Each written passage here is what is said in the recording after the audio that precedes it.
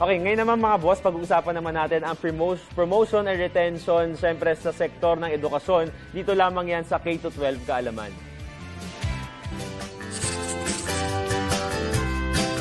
Kumusta mga boss? Muling nagbabalik ang K-12 Kaalaman and of course, hindi mawawala ang aking bibong kaibigan na si Lulu. Ako si Lulu. Hayaan ninyong pasiglahin namin ang inyong mga umaga sa pamamagitan ng aming hatid na kaalaman tungkol sa K-12.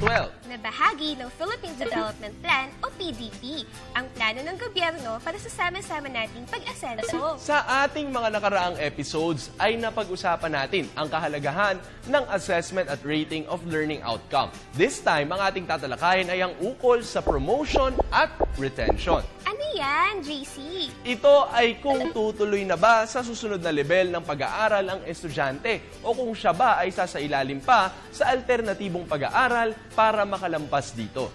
Diyan ba yung may sinasabing summer class? Yes, Lulu, ganito yan. Pagkatapos ng 4 na quarters, iuulat na general average ang average ng final grades ng iba't ibang learning areas o subjects na may numerical equivalent.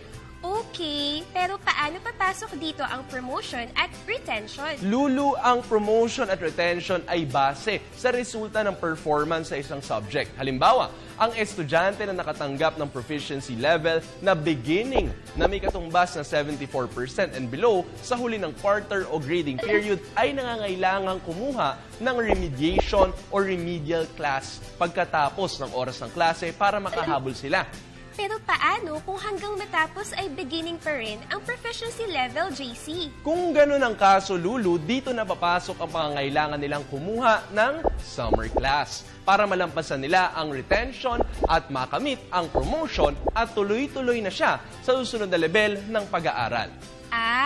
Mahaba-habang panahon ng pag-aaral din yun, kaya sigurado matututo na talaga sila dun.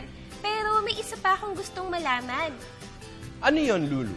Paano ba maging honor student best friend? Ang mga honor student, Lulu, ay ang mga nasa advanced level. Yung may mga grade na nasa 90% and above yan, di ba? Oo, Lulu. Kaya ngayon, alam mo na, Lulu, hindi pinapabayaan ng mga estudyante, lalo na kapag sila ay nahihirapan sa mga aralin at laging may room for improvement dito sa K-12.